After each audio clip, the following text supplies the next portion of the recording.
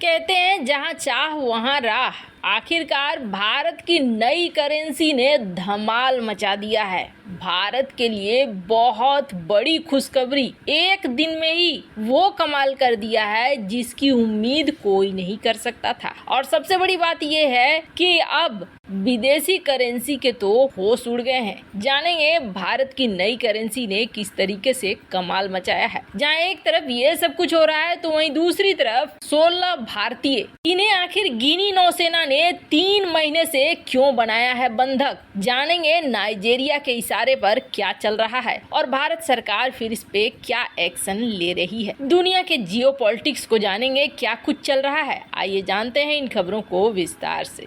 ये जो इलाका देख रहे हैं ना, पश्चिमी अफ्रीका का ये इलाका आजकल बहुत संवेदनशील हो गया है। कई ऐसे देश यहाँ पर हो गए हैं जहाँ जाना कोई खतरे से खाली नहीं है। बहुत ऐसे देश तो ऐसे हैं जो अपने ही अंदर गृह युद्ध में फंसे हुए हैं, लड़ाई झगड़े में फंसे हुए हैं। पर अब यहाँ पर सबसे बड़ी मुश्किल हो गई है भारतीयों के लिए। भारत के 16 नाविकों को पकड़ लिया गया है। वैसे तो 26 नाविकों को पकड़ा है पश्चिम अफ्रीकी देश गिनी के नौसेना ने, जिसमें 3 केरल वासी हैं। 26 में से 16 भारतीय हैं, 6 श्रीलंका के हैं, फिलीपींस पोलैंड के एक हैं और 2 अन्य हैं। इन सभी को 3 महीने की गैर कानूनी हिरासत में रखा गया है। अब यहाँ से एक वीडियो रिलीज होता है। वीडियो रिलीज होने के बाद भारत को ये सारी चीजों की जानकारी मिलती है। होता क्या है, ये जो 26 नागरिक थे, ये 26 नागरिक नॉर्वे के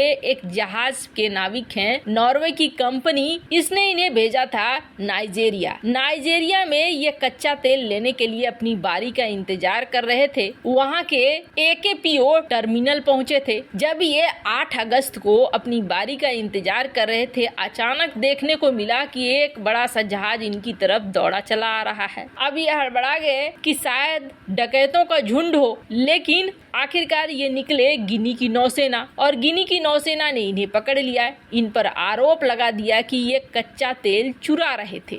वैसे बड़ी बात यह है कि कहा जा रहा है कि गिनी की नौसेना को इस जहाज पर कुछ भी नहीं मिला। नॉर्वे की कंपनी ने ये भी कहा कि आप हमसे पैसे ले लो और इन सब को छोड़ दो, लेकिन गिनी नौसेना यहाँ तैयार नहीं हुई और गिनी नौसेना अब इन्हें सौंप रही है नाइजीरिया को, जहाँ कहा जा रहा है इन्हें 3 महीने के लिए हिरासत में रखा जाएगा। वैसे आपको बता दें, ये जो खाड़ी देश है ना, यहाँ तेल की चोरी बड़े पैमाने पर होती है। ऐसे में संदेह के आधार पर भी इन्हें पकड़ा गया होगा। अब जब भारत सरकार से पूछा गया तो उन्होंने कहा कि हाँ, हमें पता है। केंद्रीय राज्य विदेश मंत्री वी मुरलीधरन ने कहा कि हमें जानकारी है और हम भारतीयों को वापस लाने की पूरी कोशिश कर रहे हैं। उन्होंने बताया कि 15 क्रू मेंबर्स हैं, जिनमें 9 भारतीय हैं। उन्हें मलावो में 14 अगस्त से बंधक बनाकर रखा हुआ है। बाकी 11 क्रू मेंबर्स, जिनमें 6 भारतीय हैं, शिप पर छोड़ दिए गए थे। अब स्टेटमेंट में कहा जा रहा है कि शिप के मालिक, मैनेजर, क्रू मेंबर्स जांच में पूरी तरीके से सहयोग दे रहे हैं और ये राजनयिक माध्यम से जल्द ही छुड़वा लिया जाएगा। खैर, जहां एक तरफ ये सब कुछ हो रहा है ना, वहीं दूसरी तरफ भारत ने एकदम से कमाल मचा दिया है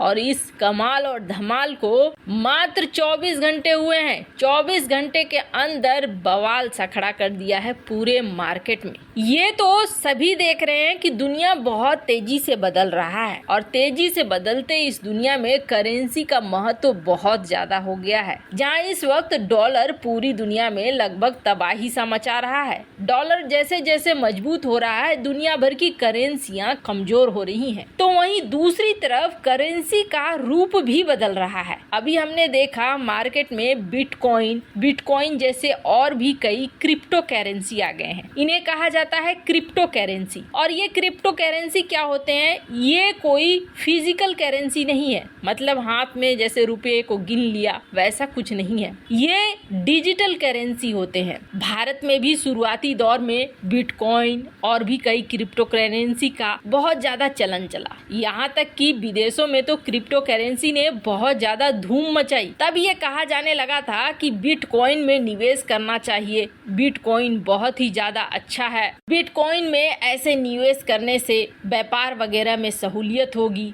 पर जब ये क्रिप्टो करेंसी मार्केट में आए ना, तो इस क्रिप्टो करेंसी के साथ प्रॉब्लम ज्यादा आई, सहूलियत कम आई। और प्रॉब्लम ज्यादा क्या आई, अब इसका इस्तेमाल होने लगा डार्क वेब में, दूसरा इस्तेमाल होने लगा आतंकवाद में, टेरर फंडिंग में, मनी लॉन्ड्रिंग में। ये एक ऐसा रुपया, एक ऐसी करेंसी हो गई ना जिस पर किसी का कोई कंट्रोल नहीं रह गया। बहुत सारे स्कैम, घोटाले इसके बढ़ते कदम के साथ शुरू हो गए। जैसे जैसे ये शुरू हो गए वैसे वैसे दुनिया के देशों ने जहाँ पर ये चल रहा था उनमें से कई ने इसे बंद करना शुरू कर दिया। बंद इसलिए करना शुरू कर दिया क्योंकि सरकार का कोई कंट्रोल ही नहीं रहता था, कुछ पता ही नहीं चलता था। डिजिटल माध्यम से आया और पैसा गया। लेकिन ये बात भी जरूरी है कि सरकार ने एक्शन लेना शुरू कर दिया, बंद करना शुरू कर दिया। चाइना ने भी बंद करना शुरू कर दिया, चाइना ने भी बंद कर दिया। वैसे भी चाइना बहुत स्ट्रिक्ट है, पर हाँ, अगर सिर्फ सही तरीके से, सच्चे तरीके से व्यापार होता तो ये करेंसी बहुत ज्यादा अच्छी होती।